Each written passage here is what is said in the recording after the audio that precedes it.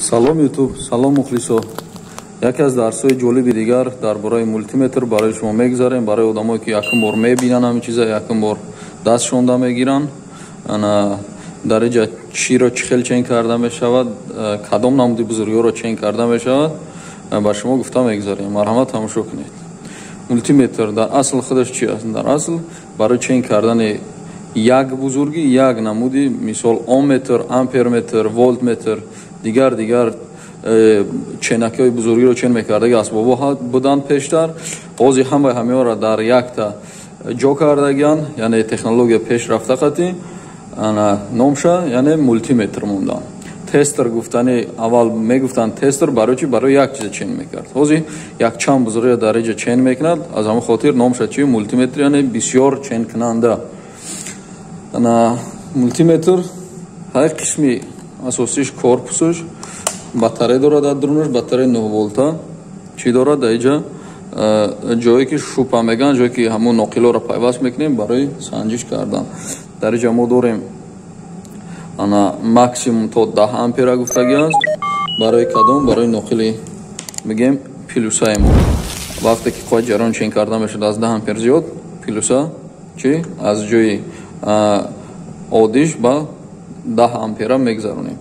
Якум волт муқоимат, яъне сопротивление ва қувваи ҷараён миллиампер нишон додагист. Дар инҷа то 10 ампера набошад, миллиампер қати дар ҷои якумаш меистад. Ком гуфтани мо яъне замин, яъне нол, нейтралне, общий провод меган. Дар нол паст, яъне фақат дар ҳолате ки максимум то 10 ампера бошад, аз яъне бигем 200 микроампер сар карда то 200 миллиампера дар инҷа. Вақте ки 10 ампер дамондем, сурха чӣ? Дар ҷои бигем 10 ампера мемонем ва чен мекунем. Дар инҷа кадом бузургиҳоро аслан чен карда мешавад? Якум агар дида бироем, дар инҷа қувваи ҷараёни чӣ? Тағйирёбанда, яъне знакаш, нишонаш хеле як мормора гӯри аҳамият дин, аз 600 то 200 волта. Агар қувваи ҷараёни тағйирёбандаи мо то 200 волта боша, мо дар ҷо мемонем дар 200. Агар ки 200 зиёд боша, яъне одди аслан розеткаро бисёр обычно мо чен мекунем, дар ҷо мемонем дар 600. Вақте ки дар 200 волт мондаги розеткаро чен мекунем, бисёри вақт чӣ? Асбоб кор ношавад, яъне месӯзад, ай кор бекор мешавад. Ба ҳамон хотир вақте ки қувваи ҷараёни тағйирёбанда қати кор мекунем, кӯшиш кунем ки ҳама вақт дар 600 волт беста. Барои чен кардани мо чӣ кор мекунем? Мо мисоли ҳама оддӣ розеткаи хонаи мо вақте ки чен карда мешавад, эҳтиёткорона чӣ кор мекунем? Якташа дар як вихид, якташа дар як вихиди дигар. Чӣ хеле ки дида истода 25-26 дар як ҷо қарор намеистад. Яъне тағйирёбанда мисол мегӯям 25-26 метавонад кам шавад, метавонад зиёд шавад, вобаста ба ҳамо қувваи ҷараёне ки дар розеткаи мо омада меистад. Вақте ки чапа намондем, ҷои плюса хати минус хато кардем, чӣ? Барои мо фарқе надорад. Ҳамашда 220 волт. ин қувваи ҷараёни гуфтем тағйирёбанда. Дуюм чӣ дорем? Нигоҳ мекунем дар инҷа микроампер ва миллиампер. Метавонем дар 200 монда ампера чен кунем. Ампера чӣ хел чен карда мешавад? Дар дарсҳои гузашта гуфта гузашта будем. Метавонем дар инҷа барои чен кардан мотор дорем. Барои чен кардани гуфтем қувваи ҷараён, дар инҷа мо дар дастмон чӣ? Мотор дорем.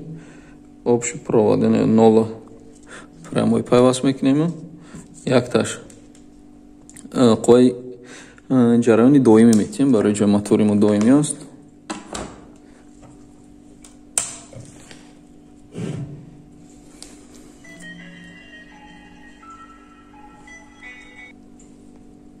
Чӣ хеле ки гуфтем барои санҷидани дар инҷа нишон додем қувваи ҷараён, яъне боло гуфтем қувваи шиддата нишон медиҳад, поён қувваи ҷараёна. Фақат ампера чен карданша.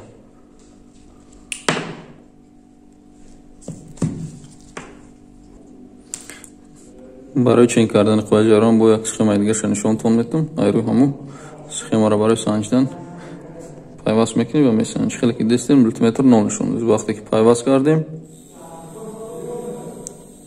32 31 32 миллиампер. Барои чӣ миллиампер? Барои мо ченака дар куҷо мондагим? Дар 200 миллиампер мондагим. И тарзи чен кардани қувваи ҷараёнаш ампер, яъне бо чӣ дорем дар ҷамон. Дар ин ҷо яке аз дигар бузургии ченкунандаи мо, яъне ченшавандаи мо чӣ дар ҷо аҳамият гуфтем? HFE, яъне транзистор NPN, PNP.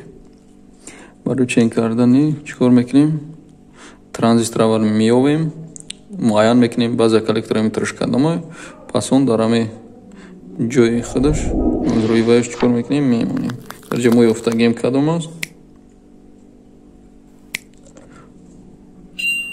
ва чӣ хеле ки меён коэффициент усиления, яъне зарби тақвиятдиҳандаш, коэффициент усиленияш 156 чӣ баробар аст. Ченаки транзистор. Ин гуфтем ченаки NPN буд мондем, бо ҳаст ченаки бо транзистора чӣ хел?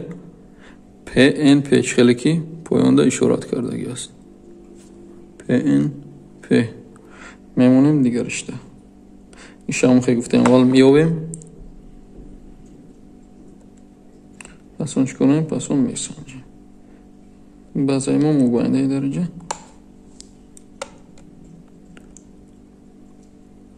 Дараҷа нест чӣ? Яксани усилени мо 58.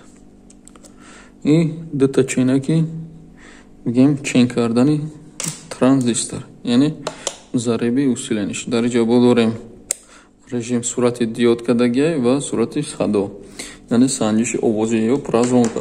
Барои чӣ? Барои санҷидане метавонем занҷир, яъне ки ҳамон сепи мо чӣ аст? Кандагӣ набошад ва ягон бигем чизи дигара санҷида метавонем, аз ҷумла диод ва ягон чизи дигар ки барои кор мекунад ё намекунад. Аҳамият бутем вақти санҷида оз мебарам.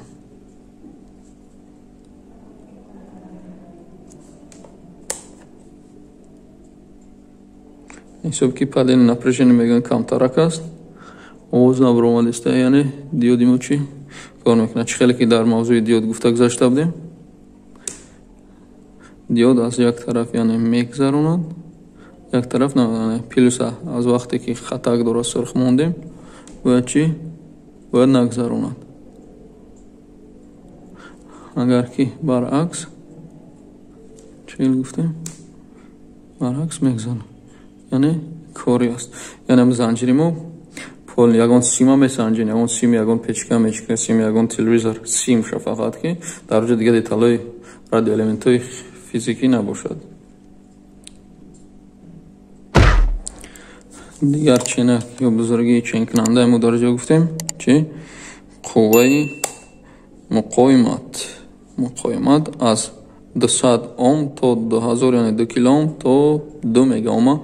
Ҳамин ҳар як мултиметр ба худша ченакҳои даргура то ҷои муайянша дорад. Мо чӣ кор мекунем? Яъне барои сопротивление, яъне муқоимата чен кардан фарқ надорад аз кадом тараф, чӣ аз ин тараф, чӣ аз ин тараф. Аҳамият бутен чанд бошад? 47 Ом. Барои 47 барои мо 200 гуфтем мондем. 47 аз ин тарафам, аз ин тарафам 47.4. Дигарша месанҷем 52. 52. И кадом буд? И муқоимат, яъне Ом.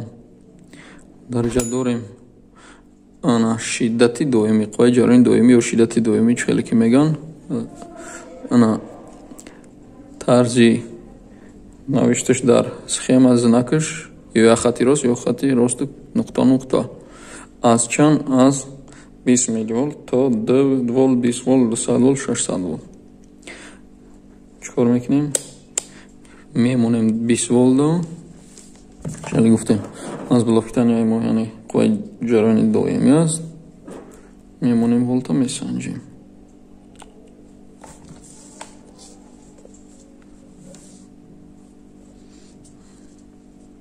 پنج ولت وقتی که بلند پاس کردیم تا 20 ولت چیکار میکنه؟ مدام نشان میده. وقتی که زیاد باشه زیادترش. وقتی که اگر خطا موندیم پلوس با مینوس جوشه عوض کردیم برای که خواهی و ما دائمی است پلوس مینوس فرق باید کنه. وقتی که خطا موندیم چی نکاره درجه چی؟ مینوس نشان میده. یعنی خطا مونده چی نکه توغری نشان میده لیکن مینوس ها نشان میده که امو بگیم ناقلای چی میکرد نگیره ما چپا موندیم. این یکون ضرر نداره و برای چینک مشکلی نمیورد.